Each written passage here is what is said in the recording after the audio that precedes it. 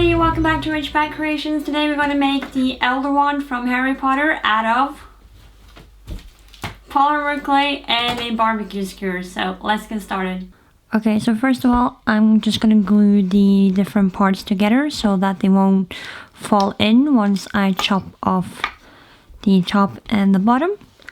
And I'm just going to push it a little bit in, then take some super glue like this. And then quickly, before it hardens, I'm just going to drag it completely out.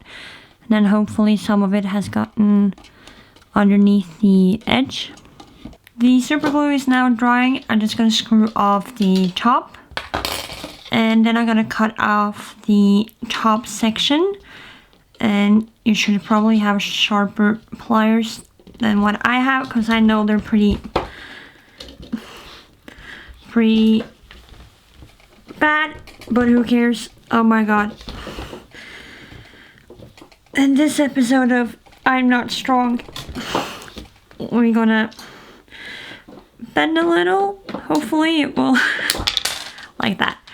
So now you see it's a little bit deformed, but I'm just gonna take some pliers and then just carefully bend them back into shape. Now when I've gotten this piece off, I'm just going to measure the length of the one that I want. And on this barbecue skewer, I approximately want 3.5 parts. So 1, 2, 3, and then in the middle of the third one, I'm going to make another cut.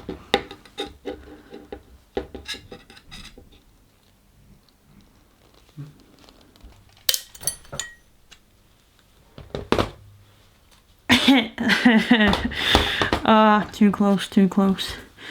Okay. I just cut off part 4 because I forgot that I shouldn't glue in between part 4 and 5. So now I'm just going to cut off the halfway point on the 5th part. And again, just be careful because you can take an eye out. Here's the polymer clay, and you just want to start adding it to the rod in a really thin layer. Just want to tweak it around. When I mean thin, I mean really thin. Because the Elder one is really thin at the end, and it becomes a little bit thicker as it goes down the wand.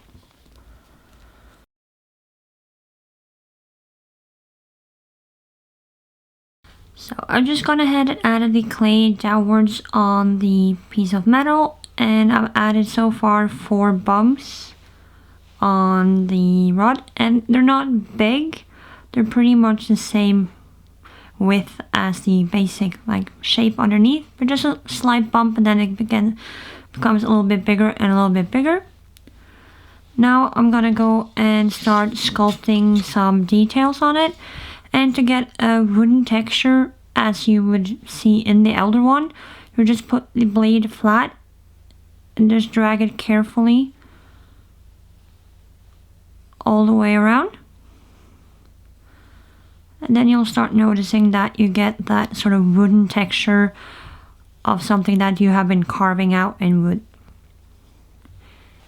Additionally, here you can add some circles because it has circles on it.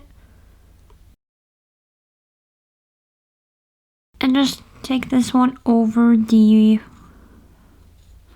little holes again, so you don't get that smooth texture, but just a little bit more rough on the edges.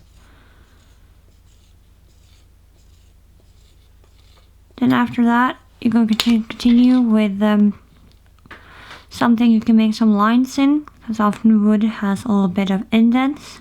And that's pretty much how you make the texture for the wand.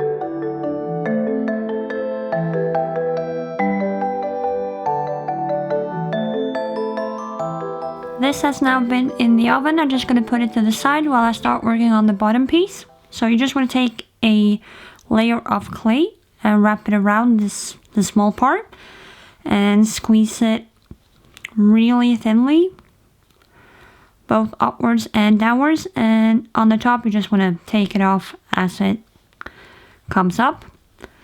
and you're gonna add some details on the bottom part, but we'll do that after I've squeezed it out.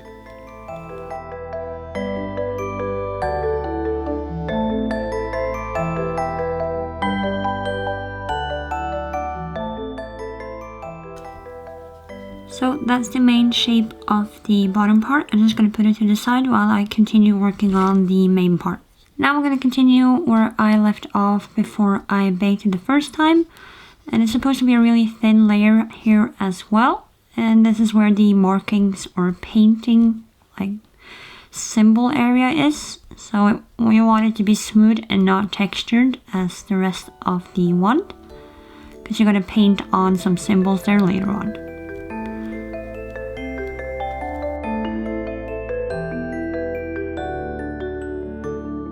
So I just squeezed out the bottom part on this one, and now I'm going to attach the parts together. I'm just going to squeeze them pretty much. It's pretty simple. Squeeze them together, and you can flip it and work a little bit on the transition edges like this.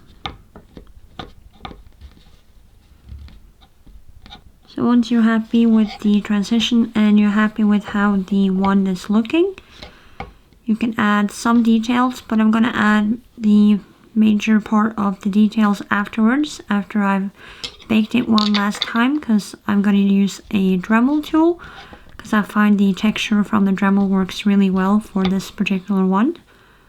But still, I'm just going to add some guideline dots for my Dremel later on. The clay is out of the oven. As you can see, I've begun to Dremel out the texture. The reason I'm not doing it before I bake is because I find it really hard to texturize the polymer clay in 360 degrees while you keep touching it. So I'm just going to texture it by drilling out the holes instead of sculpting them. So that's what I'm going to do now.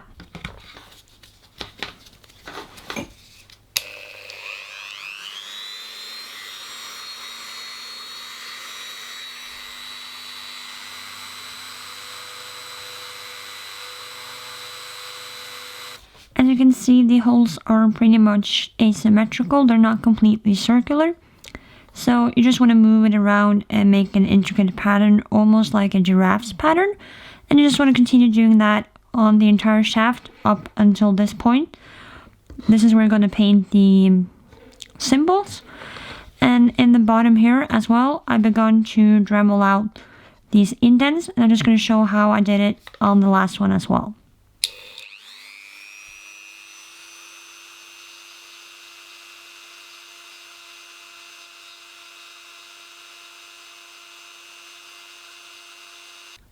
So as you can see, I've just mixed some brown and black paint together, and with a tiny piece of orange and white.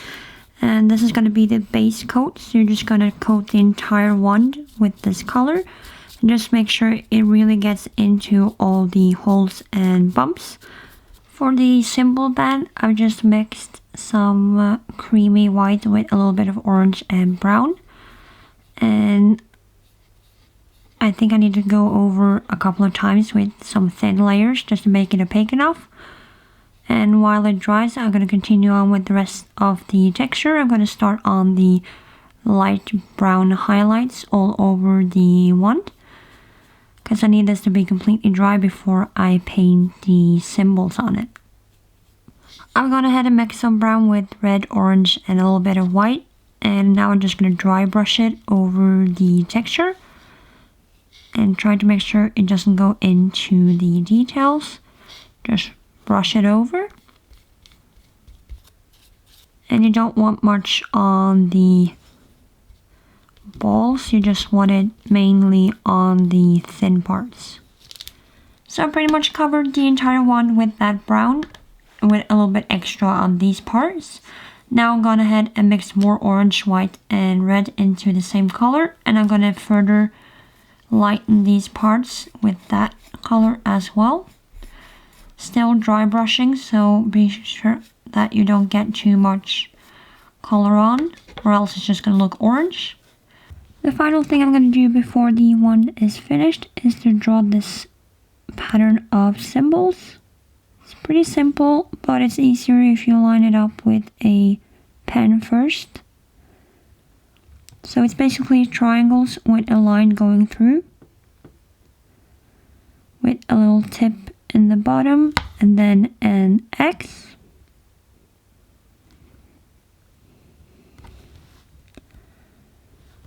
Then there's a circle.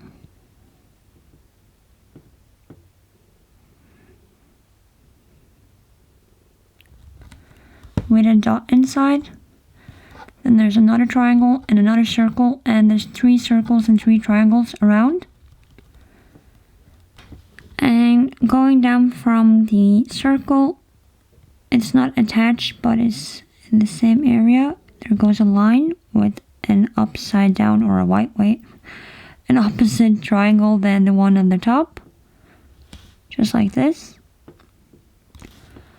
With 4 lines going through. So this is the finished one, and if you want one yourself, you can make one, or I'm going to give one away when I reach 500 subscribers, so be sure to be subscribed and comment your Hogwarts house down below, and I'll pick a random comment that wins. So thank you so much for watching.